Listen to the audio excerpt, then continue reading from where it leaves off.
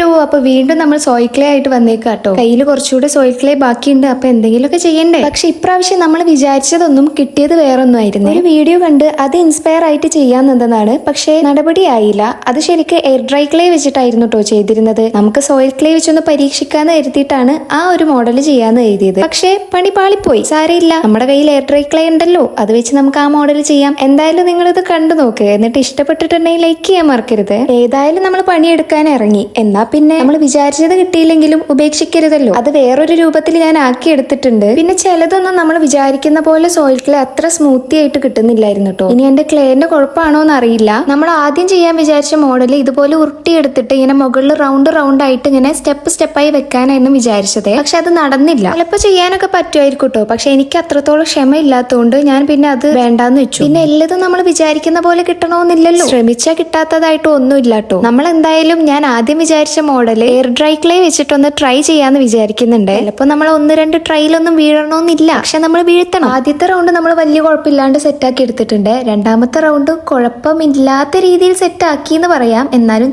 എവിടെയൊക്കെ ചെറിയൊരു കുഴപ്പമുണ്ടായിരുന്നു. മൂന്നാമത്തെ വെച്ചപ്പോ പിന്നെ ആകെ മൊത്തം കയ്യിന്ന് പോയി. അങ്ങനെ പിന്നെ നമ്മൾ റൗണ്ടൊക്കെ മാറ്റിയിട്ട് ഫ്ലാറ്റ് ആക്കി എടുത്ത്. ഈ ക്ലേ വെച്ചിട്ട് ചെയ്യുമ്പോൾ നമ്മൾ കൂടുതൽ ധൃതി പിടിച്ച് ചെയ്യാത്തതായിരിക്കും കേട്ടോ ഏറ്റവും നല്ലത്. കാരണം ധൃതി കൂടുമ്പോൾ ഫിനിഷിങ്ങും കുറയും. നമ്മൾ ഓരോ റൗണ്ട് വെച്ച് ചെയ്യുമ്പോൾ പിന്നെ അത് നമ്മൾ വൃത്തിയാക്കി കൊടുക്കുമ്പോൾ ഓരോ ക്രാക്സ് ഒക്കെ വരുന്നുണ്ടായിരുന്നു കേട്ടോ. അങ്ങനെ ക്രാക്സ് വന്നത് നമുക്ക് റെഡിയാക്കിയിട്ട് നല്ല സാവധാനം ചെയ്തിട്ടുണ്ടെങ്കിൽ ഇതിലൊക്കെ ചിലപ്പോൾ ക്ലിയർ ആയി കിട്ടുമായിരിക്കും. ഞാൻ ഉദ്ദേശിച്ച മോഡൽ എന്താണെന്ന് നിങ്ങൾക്ക് ഇപ്പോഴും മനസ്സിലായിട്ടുണ്ടാവില്ല. എന്തായാലും നമുക്ക് അത് എയർ ഡ്രൈ ക്ലേ വെച്ചിട്ട് ഞാൻ ട്രൈ ചെയ്തിട്ട് കിട്ടുവാണെങ്കിൽ ഞാൻ പറയാം അന്ന് ഞാൻ പറഞ്ഞ മോഡലാണ് ഈ മോഡൽ എന്ന്. അപ്പൊ നേരത്തെ പറഞ്ഞ പോലെ തന്നെ റൗണ്ട് വെച്ചിട്ട് നടപടിയാവാത്തതുകൊണ്ട് ഞാൻ മൊത്തത്തിൽ ഫ്ലാറ്റ് ആക്കി എടുത്തിട്ടുണ്ട്. എന്നിട്ട് ഇനി അതുമ വേറെ പണിയാൻ നോക്കുന്നുണ്ട് ഞാൻ.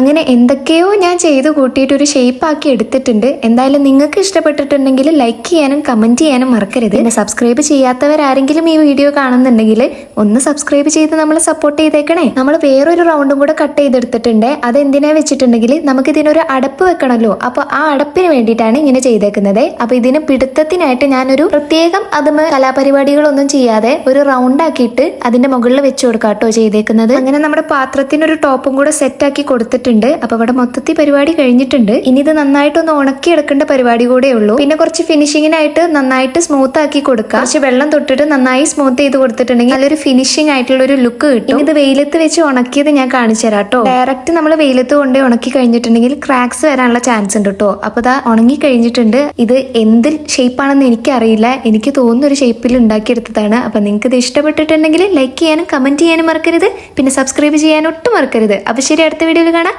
ടാറ്റാ, ബൈ.